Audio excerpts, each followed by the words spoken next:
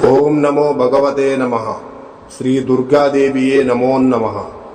రక్త తర్పణ చేతబడి మీ శత్రువులు గాని, మీరంటే గిట్టని వాళ్ళు గాని, మిమ్మల్ని వేధించే వాళ్ళని గాని వాళ్ళ ఫోటో పేర్లతో రక్త తర్పణం చేసి ఒక ఆత్మని మా ఆధీనంలో చేసుకొని మీ శత్రువుల వంటి మీదకు పంపించి మీ చేతికి మట్టి అంటకుండా, మీ పేరు బయటికి రాకుండా వాళ్ళ అంతటా వాళ్ళనే అంతం చేసుకునేలా చేస్తాము.